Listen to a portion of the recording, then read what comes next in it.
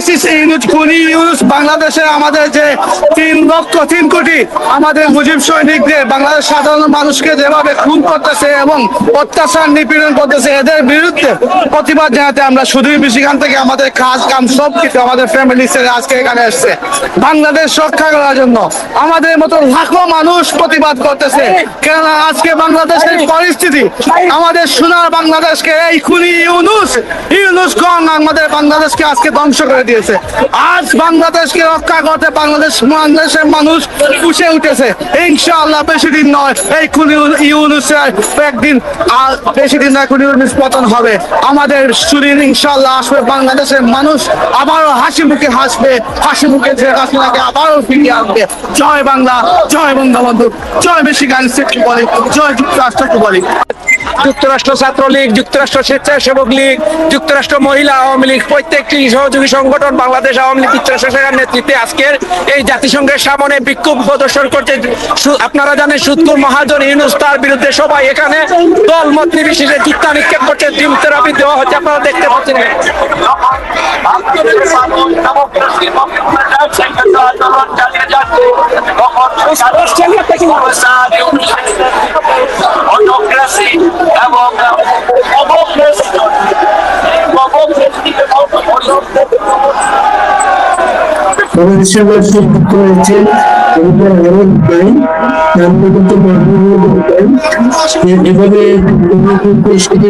আমি আপনাদের সম্মুখে এবার নিয়ে আসবো নিউ ইয়র্ক স্টেট আওয়ামী লীগের সাধারণ সম্পাদক জনাব শাহীন আজমলকে কিছু বলার জন্য। আপনি আপনার পরিচয় দিয়ে কিছু বলবেন।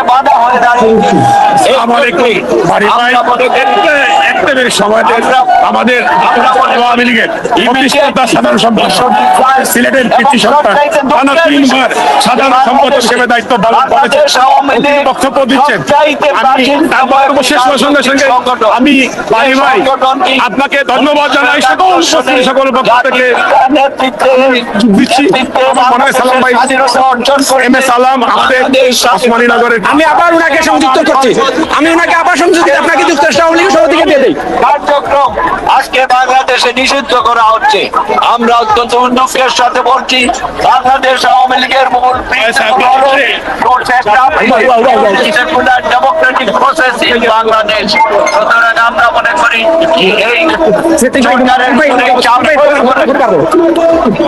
ধন্যবাদ। আসসালামু আলাইকুম বাড়ি ভাই সহ আপনার দর্শক শ্রোতা যারা দেখছেন, সবাইকে আমরা জাতিসংঘের সদর দপ্তরের সামনে এখানে উপস্থিত হয়েছি।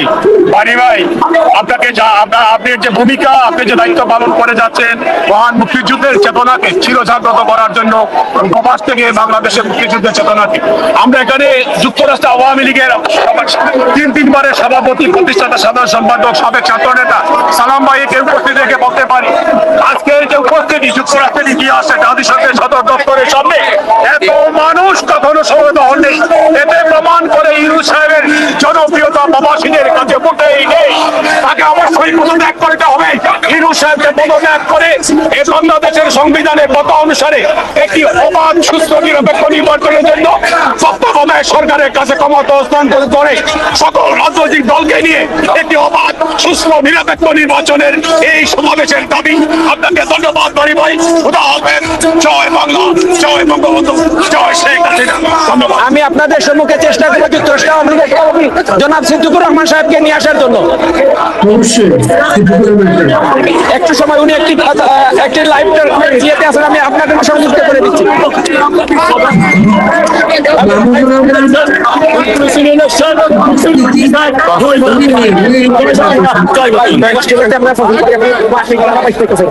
আমি এই মুহূর্তে আপনাদের সম্মুখে সংযুক্ত করতে যাচ্ছি যুক্তরাষ্ট্র আওয়ামী লীগের সভাপতি, আপনাদের সবার পরিচিত, যিনি দিন রাত নিরলসভাবে কাজ করে যাচ্ছেন বাংলাদেশের জন্য, রাষ্ট্রনায়ক শেখ হাসিনার জন্য, বঙ্গবন্ধুর জন্য, জনাব সিদ্দিকুর রহমান। কি বলবেন আপনার সঙ্গে? আমাদের আজকে লাইভ করার জন্য আপনাকে ধন্যবাদ জানাচ্ছি। আপনাকে আমি আগে বলেছি, আজকে শুক্রবার 26শে সেপ্টেম্বর, আজকের এই দিনটা আমাদের কলঙ্কিত দিন। যারা বাংলাদেশের স্বাধীনতা চাই, স্বাধীনতার শত্রু জামাতকে নিয়ে এসে সেই বিশ্ব দরবারে আমাদের 54 বছরের যে স্বাধীনতা সেটাকে কলঙ্কিত করেছে। সেই কলঙ্কিত করার জন্য যুক্তরাষ্ট্রের বিভিন্ন অঙ্গরাজ্য থেকে হাজার হাজার মুক্তিযুদ্ধের পক্ষের সৈনিকেরা, মুক্তিযুদ্ধের পক্ষের ব্যক্তিত্বরা, ইঞ্জিনিয়ার, ডাক্তার, প্রফেসর, ফার্মাসিস্ট, কর্মজীবী সবাই আজকে ধিক্কার জানিয়েছে ডক্টর ইউনূসকে। এই বিশাল সমাবেশে আমি মনে করেছিলাম 1000-500 লোক হবে, আমি এখন দেখতেছি 10,000-ও বেশি লোক আজকে তাকে ধিক্কার জানিয়েছে। বিশ্বের রাজধানী জাতিসংঘের সদর দপ্তরটাকে জয় বাংলা, জয় বঙ্গবন্ধু। আপনাকে অনেক অনেক ধন্যবাদ। আমি আপনাদের সম্মুখে এবার নিয়ে আসবো।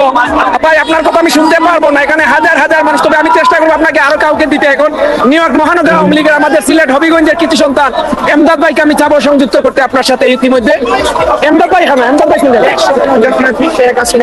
আজকে আমি চেষ্টা করছি, আমি আপনার সম্মুখে নিয়ে আসবো বাংলাদেশ আওয়ামী যুবলীগের প্রেসিডিয়াম মেম্বার এবং প্রেসিডিয়াম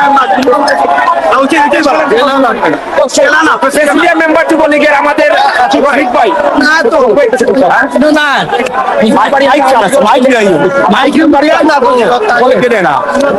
জয় বাংলা। আমরা আজকে জাতিসংঘের সামনে বাংলাদেশের হাজার হাজার মানুষ সমবেত হয়েছি উনি ফ্যাসিস্ট ইউনূসের বিরুদ্ধে বিক্ষোভ জানানোর জন্য।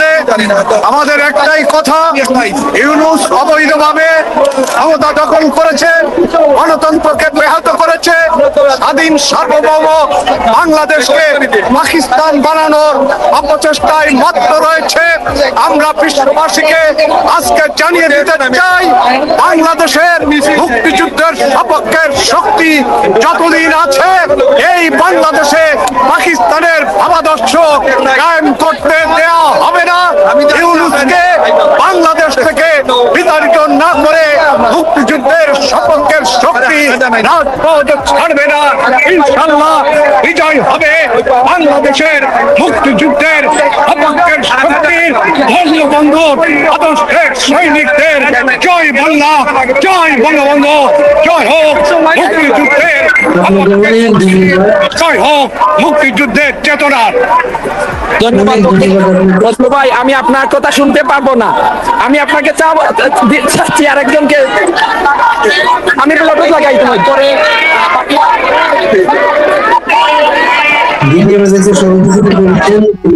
অনেক কষ্ট করছেন, আপনাকে শুনতে পাবো। আমি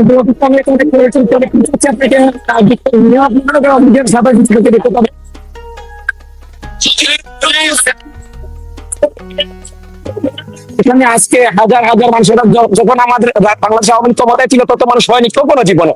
আজকে যত মানুষ এখানে উপস্থিত হয়েছে এই সুদখোর মহাজনের বিরুদ্ধে প্রতিবাদ করতে, এটা আপনি দেখতে পাচ্ছেন এখানে সব কিন্তু বাংলাদেশ আওয়ামী লীগ এবং এখানে দলমত সবাই উপস্থিত হয়েছে আজকে।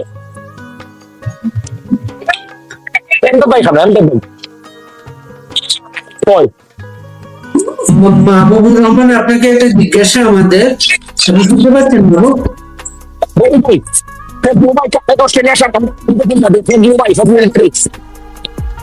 যুক্তরাষ্ট্র আওয়ামী লীগের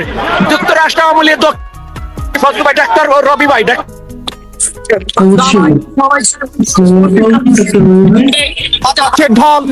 আমাদের খুনি ইউনূস, অবৈধ ইউনূসের বিরুদ্ধে যেখানে মানবাধিকার লঙ্ঘন করা হচ্ছে, শিশুকে মারা হচ্ছে, মেয়েদেরকে রেপ করা হচ্ছে, আমরা এর প্রতিবাদ জানাচ্ছি। এবং আমি বলতে চাই, এই ক্ষমতার অবৈধ ক্ষমতা থেকে ইউনূসকে আমরা হটাবো, জননেত্রী শেখ হাসিনাকে আমরা বাংলাদেশে ফিরিয়ে আনবো এবং গণতন্ত্রকে পুনরুদ্ধার করবো। জয় বাংলা, জয় বঙ্গবন্ধু। ভাই আমি ইতিমধ্যে আপনাদের সম্মুখে নিয়ে আসবো নিউ ইয়র্ক মহানগর আওয়ামী লীগের সাধারণ সম্পাদক, যিনি দিন রাত নিরলসভাবে কাজ করে যাচ্ছেন রাষ্ট্রনায়ক শেখ হাসিনার জন্য এবং বঙ্গবন্ধুর জন্য, বাংলাদেশের জন্য। জনাব এমদাদ চৌধুরী। এমদাদ ভাই, ধন্যবাদ আপনাকে ভাই, আপনি এত ব্যস্ততার মধ্যেও আমাদের খবর নিয়েছেন। আপনি জানেন এই খুনি ইউনূস, সুৎখুরি ইউনূস আজকে জাতীয় সংঘের সামনে আছে। আজকে নিউ ইয়র্ক সহ যুক্তরাষ্ট্রের হাজার হাজার নেতা কর্মী আজকে এখানে উপস্থিত হয়েছে তাকে প্রতিবাদ জানানোর জন্য, ভালো প্রতিবাদ জানানোর জন্য। এই খুনি ইউনূস, এই সুৎখুরি ইউনূস, এই সন্ত্রাসী ইউনূস কিভাবে এই যুক্তরাষ্ট্রে আসে, আমাদের প্রশ্ন বিশ্ব দরবারে, বিশ্ব নেতাদের প্রতি। এই খুনি ইউনূস, সুৎখুরি ইউনূস বাংলাদেশকে ইতিমধ্যে জঙ্গিবাদ রাষ্ট্র হিসেবে পরিণত করেছে। সে বাংলাদেশের হাজার হাজার আওয়ামী লীগের নেতা কর্মীদেরকে হত্যা করছে নির্বিচারে। আজকে খালে বিলে নদীতে মাছ পাওয়া যাচ্ছে না, শুধু লাশ আর লাশ। আওয়ামী লীগের নেতা কর্মীদেরকে নিষ্ঠুর ভাবে নির্মম ভাবে এই খুনি হত্যা করছে।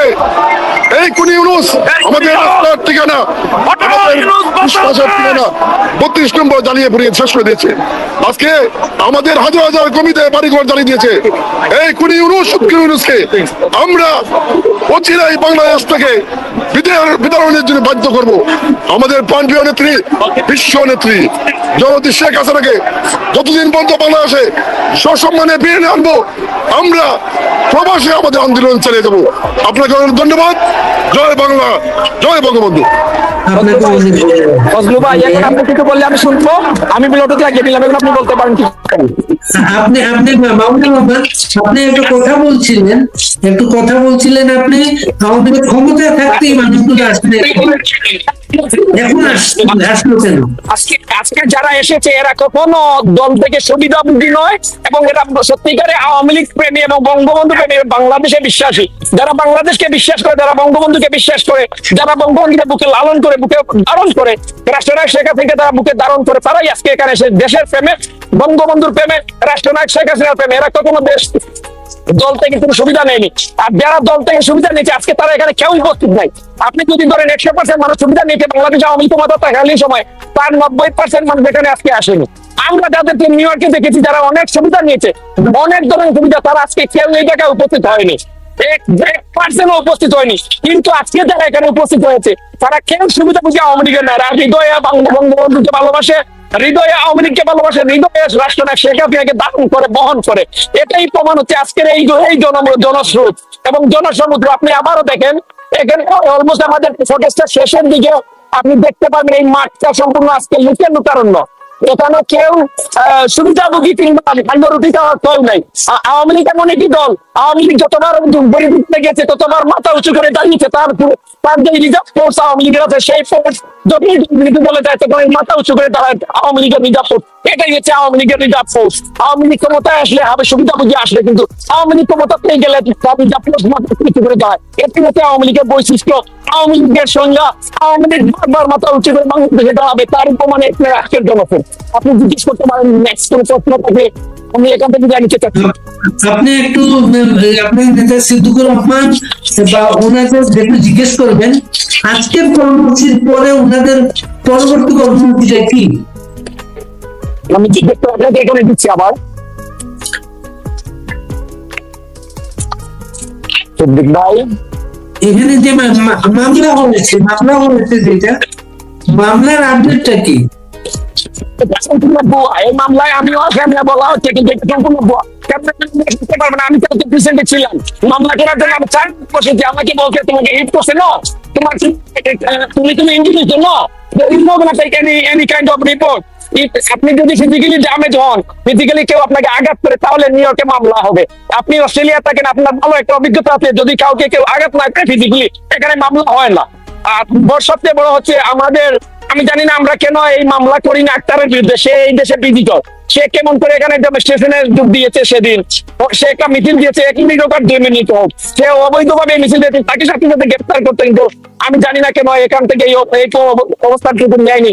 আমরা আমাদের কর্মসূচি নিয়ে ব্যস্ত ছিলাম, তবে আমরা এটার একটা অ্যাকশন নেব যাতে সে আগামীতে আমেরিকায় না আসতে পারে। যখন দল ক্ষমতা থেকে পড়ে যাবে, তাদের পাওয়ার চলে যাবে, তাকে আমেরিকা পাঠাতে চাইবে, তার জন্য আমরা প্রস্তুত করবো। এটা আমরা সিদ্ধান্ত নিতে, সিদ্ধান্ত আমি পাচ্ছি না এই মুহূর্তে। সবাই এখানে পেয়েছি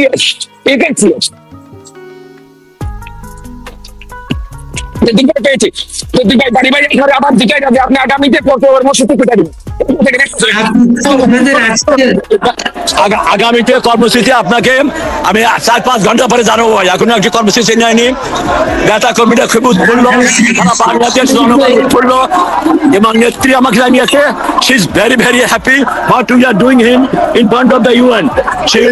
She is very much appreciated us, all of us, and she can be through me. She advised me. She is আপনাকে ফোন করেছিলেন, সেখান থেকে আপনাকে ফোন করেছিলেন। Wunderschön, habe ich gegelt from us.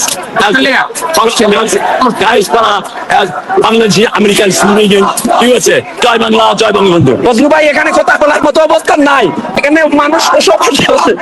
আপনার সাথে পুনরায় আবার কর্মসূচি রেগুলারই আছে, প্রত্যেকদিন আমাদের কর্মসূচি আছে। আপনি প্রতিদিন দেখতে পাবেন আমাদের কারো না কারো টেকনিক্যাল লাইভে চলে আসে, তো আপনি এখান থেকে নিতে পারেন। আমিও ট্রাই করবো আপনাকে ভিডিও ক্লিপ করে দেওয়ার জন্য। আপনি আগামীতে আবার আমাদের সাথে সংযুক্ত হবেন। আপনি একটু খুব সাধারণ যারা এসেছেন আর কি, নেতৃত্ব না, ওরা কেন এসেছেন, ওদের কি প্রতিক্রিয়া, এবং একজন দুজনের সাথে একটু কথা বলার চেষ্টা করেন। আপনি অপন্তোষ, আমি দিচ্ছি আপনাকে বিষয় নয়। ওকে, আমি দিচ্ছি আপনাকে, দিয়ে একজনকে জিজ্ঞেস করবো।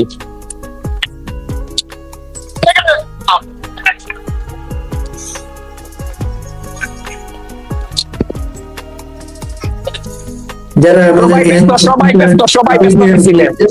এই ধরনের অনুষ্ঠানগুলো পরিচালনার অভিজ্ঞতা নাই, কিন্তু এইভাবে কিন্তু মানে লাইভে তারা যে হেল্প করছেন, এটা আমাদের বিশাল। আমি অস্ট্রেলিয়ায় বসেই এক বাইরে, আমি এটা পারতাম না। আপনারা যারা সারাদিন থেকে দেখছেন, আমি আপনাকে দিচ্ছি মৌলভীবাজার জেলা যুবলীগের সভাপতি সৈয়দ রেজাউল হক সুমন, তিনি মৌলভীবাজার জেলা যুবলীগের বর্তমান সভাপতি। তিনি আজকে কেন এসেছেন তিনি তার মুখে বলবেন। আপনি আপনার নাম পরিচয় দিয়ে বলেন। আমি সৈয়দ রেজাউর রহমান সুমন, মৌলভীবাজার জেলা যুবলীগের সভাপতি।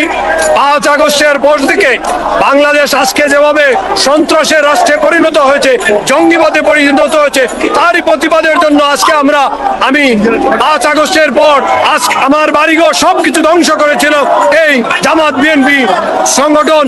আজকে ইউনূস সারা বাংলাদেশকে জঙ্গিবাদ রাষ্ট্রে পরিণত করছে, সেই জন্য আজকে জাতিসংঘের সামনে তারই এই হটানোর জন্য আজকে আমরা প্রতিবাদ করছে।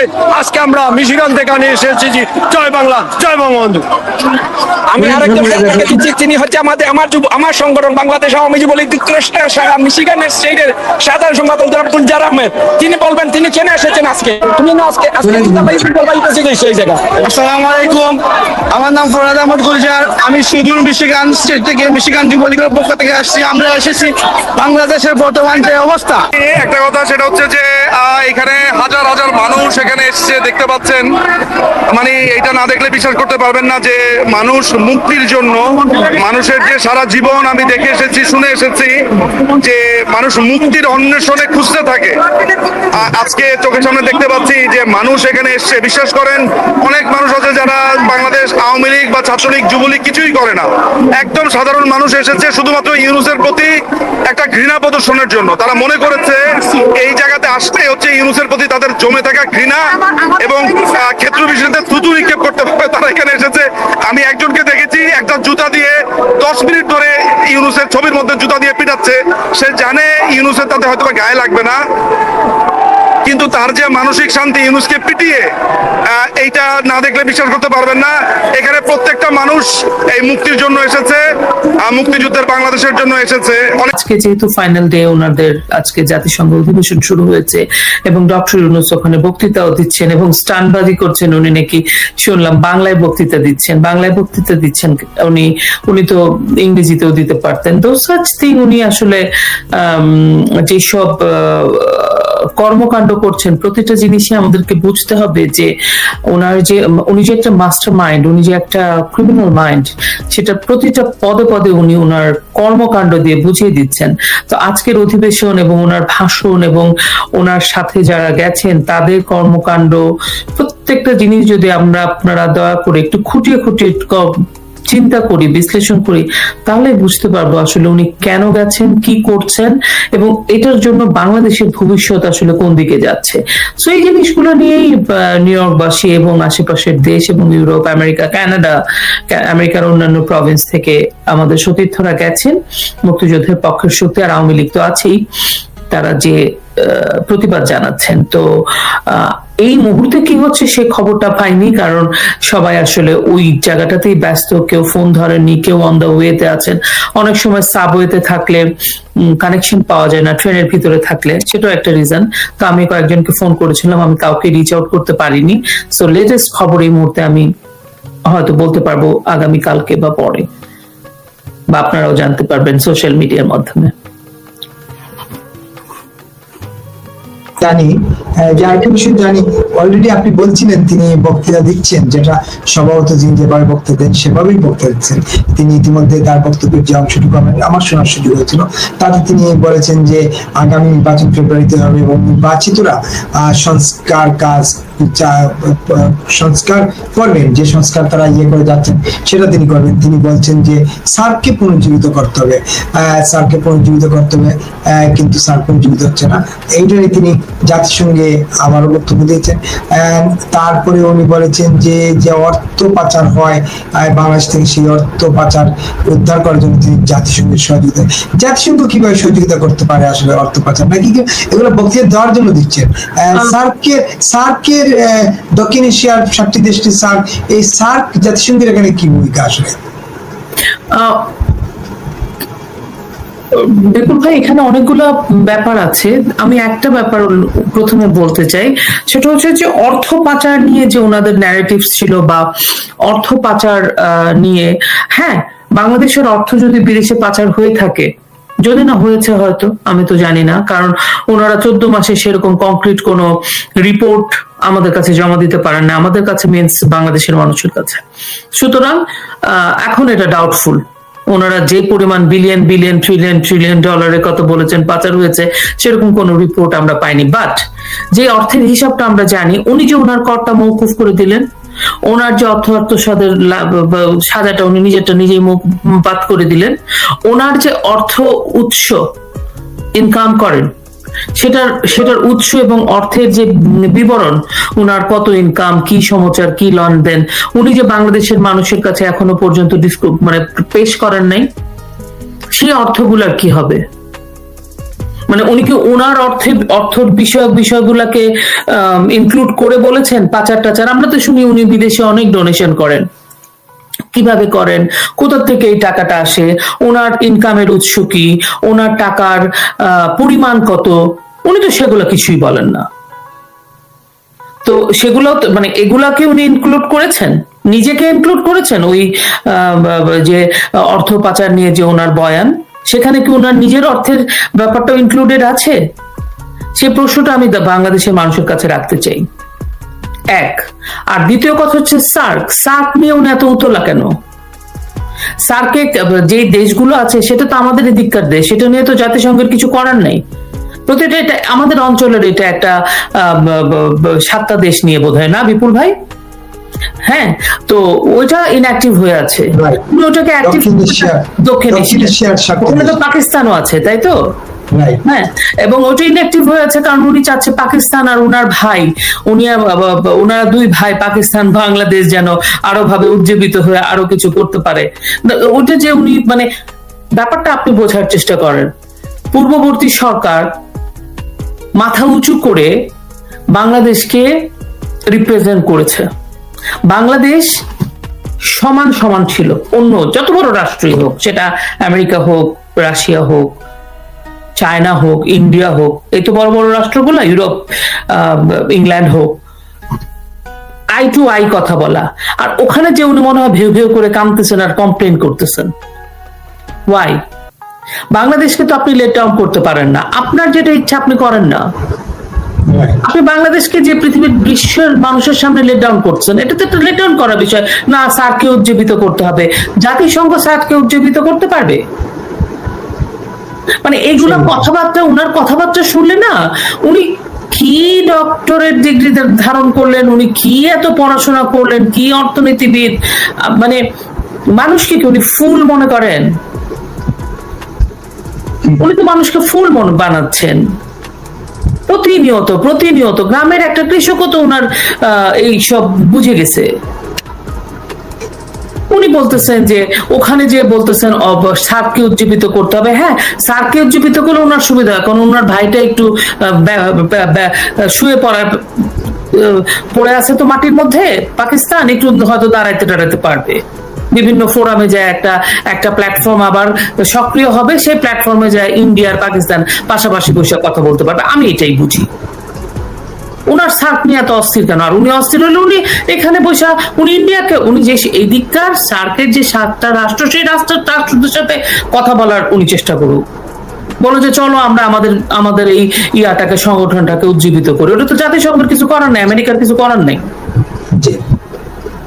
একেবারে এই যে মনে করেন আপনার তিনি এই অর্থ আপনি বলছিলেন যে অর্থ আত্মসাৎ জাতিসংঘ যেন সহযোগিতা করেন অর্থ উদ্ধারের জন্য, আবার সেই সব দেশকে বলছেন যে যারা এইসব পাচারকৃত অর্থ রাখার সুযোগ দেয় তাদেরকে যেন তিনি বলছেন নাকি যে কি বলে এটাকে তিনি বলছেন যে এগুলো যেন তারা ইয়ে না দেয়, সুযোগ না দেয়, কি মানে টাকাগুলো যেন না রাখে, রাইট।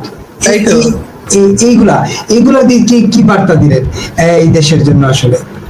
আচ্ছা আমি আপনাকে একটা কথা বলি, আচ্ছা উনি কি এই বক্তব্যটা বাংলায় দিচ্ছিলেন? শোনা যাচ্ছে না, আপনার কথা শোনা যায় না। আমি একটা ভিডিও দেখি, এখানে দেখানো যায় কিনা, আপনি কথা বলেন এই সুযোগে আমি ভিডিওটা প্রোগ্রামের একটা ভিডিও আমার হাতে আসছে, আমি দেখাতে পারি কিনা। যারা এখানে যুক্ত হবেন তাদের কাউকে পাচ্ছি না সবাই প্রোগ্রামে, তারপর আমি চেষ্টা করব এটা আলাপ টপিক করেন। উনি বাংলায় বক্তব্য দিচ্ছিলেন। আচ্ছা এই যে আরেকটা জিনিস আলাপ করি, আপনি নিশ্চয়ই দেখছেন যে এই প্রসঙ্গে আমরা আবার আসবো না। আপনি যখন বলছিলেন যে এই প্রধান উপদেষ্টার যে সফর সঙ্গী নিয়ে গতকালকে টিআইবি খুব প্রকাশ করেছিল, যেহেতু অনেকেই মনে করছেন আর কি বাংলাদেশে অনেকেই মনে করছেন টিআইবি এত ঘনিষ্ঠ জন, এত নখেগ্রস্ত সম্পর্ক ইউনূস সাহেবের সাথে, তাদের কাউকে নিলেন না সফরসঙ্গী করে, যার জন্য হয়তো তারা ক্ষুব্ধ হয় এটা বলছেন। এখন টিআইবির এই বক্তব্যের একটা ব্যাখ্যা দিয়েছেন আমাদের শফিকুল আলম, প্রধান উপদেষ্টার তথ্য সচিব। যদি একটু বলেন প্রেস সচিবের এই বক্তব্য নিয়ে, নিশ্চয়ই আপনি দেখছেন। হ্যাঁ আমি অল্প একটু দেখার সুযোগ পেয়েছি। তো এই যে শফিক সাহেব রাইট, বাংলাদেশে যাকে সবাই ডাস্টবিন শফিক বলে, তো আমি বলি না, মাঝে মাঝে বলে ফেলি। এই ভদ্রলোক প্রথম কথা হচ্ছে টিআইবির কথা তো কালকে বললাম যে টিআইবি যেটা করে সেটা একটা এটা তাদের কোনো এজেন্ডা আছে, তারা তাদের জন্য করে। বাট সত্যি কথা বলতে আপনি যদি বলেন যে এই যে এখন তারা জাতিসংঘে গেল 105 জন বা 4 জনের লট বহন নিয়ে, এইটা আমাদের কেউ বলে 700 কোটি, কেউ বলে এত কোটি, কেউ বলে 70 কোটি, কত টাকা খরচ হয়েছে আমি জানি না। এবং প্রত্যেকে business class is very expensive একটা মানে ব্যবস্থা, প্লেনের ভিতরে সিটের ব্যবস্থা, যেটার মধ্যে মানে আপনি ওখানে খুব পয়সাওয়ালারা অনেক পয়সা খরচা করে ওইখানে আপনি যেতে হবে। এখন কথা হচ্ছে যে এই যে জাতিসংঘে ওনারা গেলেন, ওনাদের প্রোডাক্টিভিটিটা কি? আমাদের দেশে এখন অর্থনৈতিক অবস্থা খুবই খারাপ, আমরা অর্থনৈতিক বিপর্যয়ের মধ্যে আছি। গত 14 মাসে আমাদের অর্থনীতি ধ্বংস হয়ে গেছে, এই ধ্বংস হয়ে গেছে ইউনূসের শাসন আমলে। সেই অবস্থাতে একটা অর্থনীতি যদি ভেঙে যায়, একটা দেশের মেরুদণ্ড ভেঙে যাওয়ার মতো অবস্থা, সেখানে মানুষের ত্রাহি অবস্থা, সে অবস্থায় এতগুলো পয়সা খরচা করে ইউনূস তার কন্যাদেরকে নিয়ে, এই যে শফিকদেরকে নিয়ে চলে গেলেন, এটা এবং কতগুলো রাজনৈতিক দলের রিপ্রেজেন্টেটিভ নিয়ে চলে গেলেন, এটাতে ওনার প্রোডাক্টিভিটিকে উনি কি নিয়ে আসবেন বাংলাদেশের জন্য?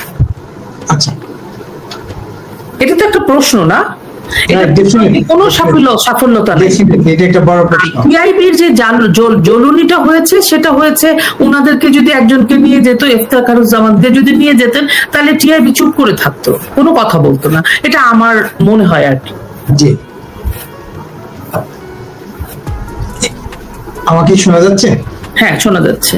আচ্ছা, তাই এই যে টিআইবি কে উনি বলছে ভিত্তিহীন, টিআইবির এই অভিযোগ ভিত্তিহীন, টিআইবি গড়পড়তা কথা বলছে, টিআইবি খুব ভালো প্রতিষ্ঠান, সুশাসনের জন্য কাজ করে, সামাজিক ইয়েতে কাজ করে, তারা যদি এরকম ইয়ে করে, কিছুটা উনি টিআইবি কে ইয়েও করেছেন আর কিছুটা টিআইবি কে বকাবদ্ধ করেছেন। ওই পাওয়ার ওইটা হচ্ছে কি জানেন, টিআইবি কে বকাবাদ্য দুই ধরনের হতে পারে। এক হচ্ছে যে ওনারা মনে করেছেন যে বাংলাদেশে গিয়ে টিআইবি কে একটু দাওয়াত দিলে টিআইবি কে আবার ম্যানেজ করে ফেলা যাবে, এক।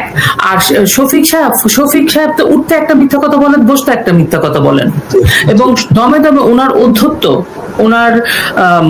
ওনার অডাসিটি, ওনার তো পুরোটা সার্বিকভাবে আপনি যদি গত 14 মাসে ভদ্রলোককে খুব ভালোভাবে ফলো করেন, আপনি দেখতে পাবেন তার কথাবার্তা, চাল চলন, এবং ইউনূসের মতোই যে জনগণের প্রতি তার কোনো রেসপেক্ট, ভালোবাসা কোনো কিছুই নাই। এখন আমার কথা হচ্ছে টিআইবি এবং এই ধরনের এনজিওস গুলা, এই গভর্নমেন্টও তো একটা এনজিও গভর্নমেন্ট, সবাই এনজিও এখানে, সুতরাং টিআইবির সাথে ওনাদের নিজস্ব একটা বোঝাপড়া আছে। এখন টিআইবি কে যদি ইফতেখারুজ্জামানকে বা টিআইবি কে যদি উনি অপমান করে কথা বলেন, সেটা ওনারা বুঝবেন, ওইটা তো আমাদের রেসপন্সিবিলিটি না। এক কথা, কারণ ওনারা আসলে একই রসুনের অনেকগুলো কোষ থাকে না, ওরকম বুঝতে পারছেন। আজকে বকা দিয়েছে, কালকে মিলে যাবে, এদের কোনো লাজও নাই, লজ্জাও নাই, কিছুই নেই। সুতরাং এদেরকে নিয়ে বেশি ভেবে লাভ নেই। আমি একদম দৃঢ়ভাবে আপনাকে বলতে পারি, 1 মাস পরে দেখবেন টিআইবির সাথে ওনাদের ভালো আন্ডারস্ট্যান্ডিং হয়ে গেছে। কোনোখানে বিদেশে ঘুরতে পাঠাই দিছে টিআইবি আলাদের, টিআইবি আলারা হ্যাপি। কোনো একটা কাজ দিয়ে দিছে, টিআইবি আলারা হ্যাপি। আই এম সরি, এটা আগে পূর্বে হয়েছে বলেই আমি এই ধরনের ঘটনা ওনারা করেছেন বলে আমি বলছি। অস্বচ্ছ একটা কতগুলো সংগঠন বাংলাদেশে বসে আছে যাদের কোনো ট্রান্সপারেন্সি নাই, কিন্তু নাম হচ্ছে transparency international, without any transparency. এই যে গত কয়েকদিন ধরে লাগাতার কর্মসূচি চলছে, গত সোমবার 22 তারিখ থেকে নিউ ইয়র্কে, আজকে তো বড় কর্মসূচি হচ্ছে, এই কর্মসূচি কি ধরনের প্রভাব ফেলবে, আসলে বিশ্ব নেতাদের কাছে কি বার্তা দিবে বাংলাদেশ এবং ইউনূস সম্পর্কে?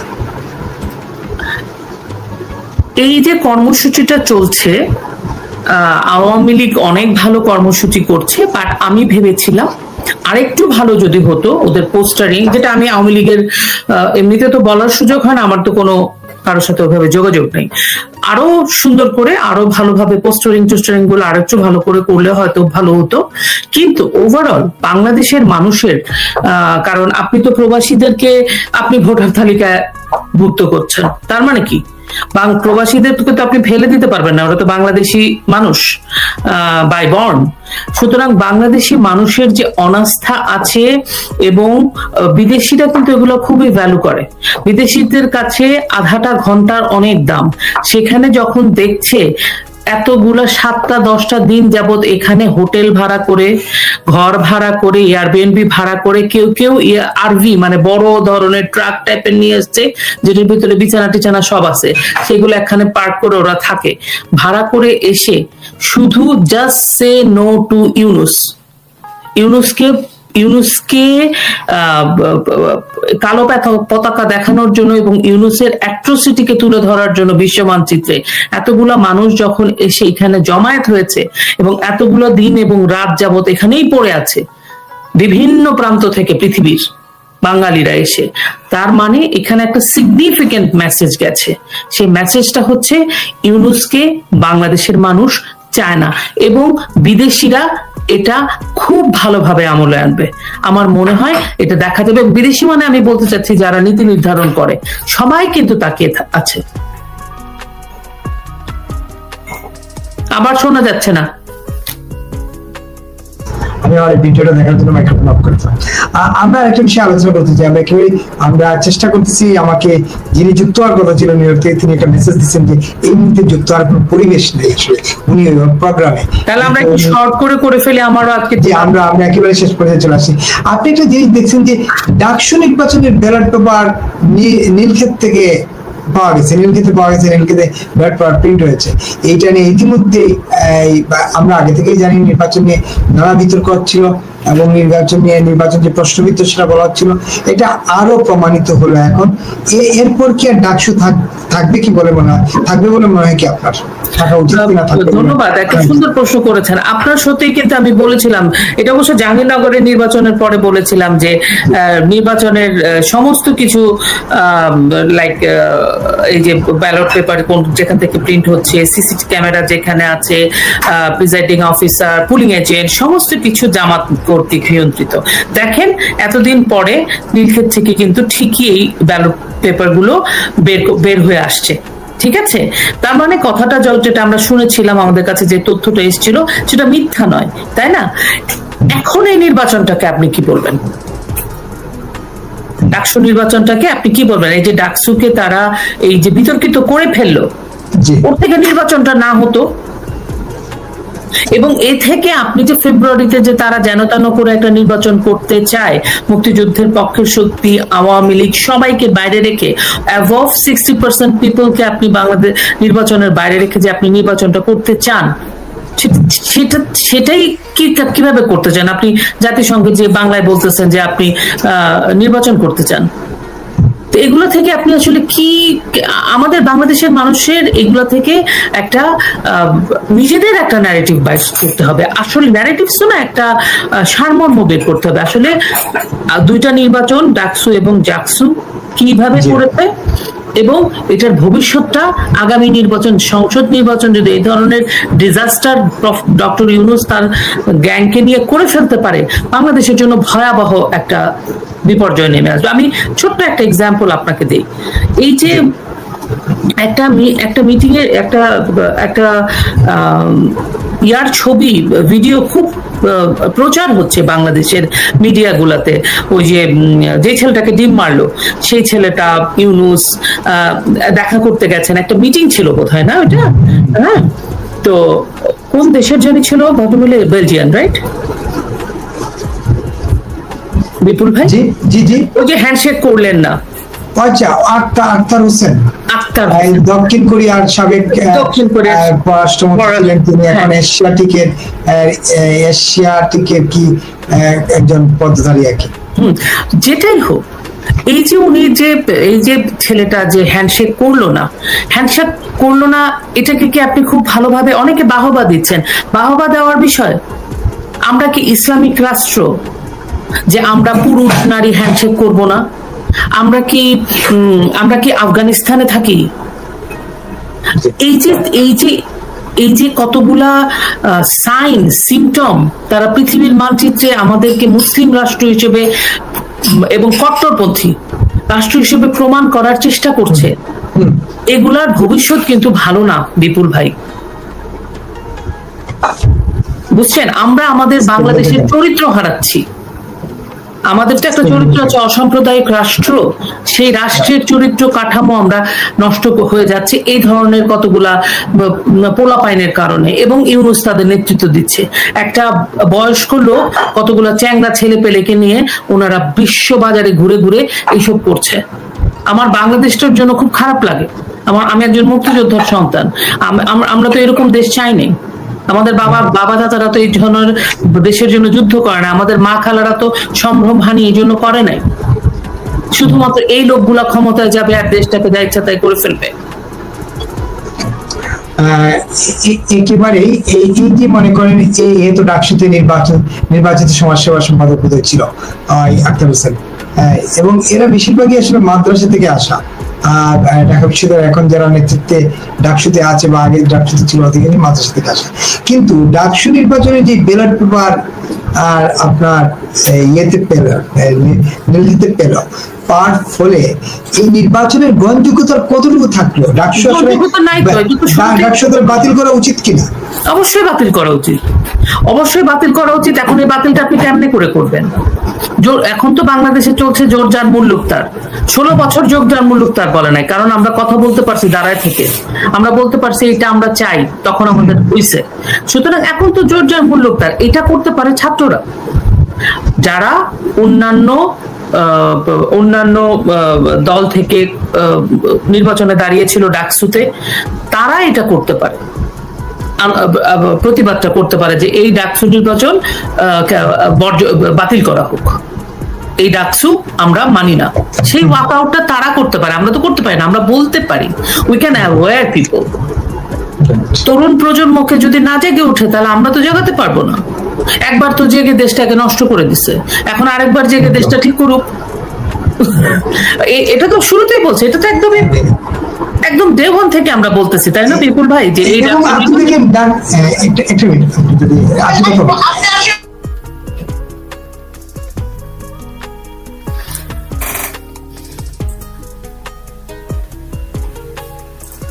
আমরা চেষ্টা করছি কাউকে একজনকে যুক্ত করার, এবং শেষ পর্যন্ত একজনকে পেয়েছি, দেখি উনি লিঙ্কে ঢুকতে পারেন কিনা।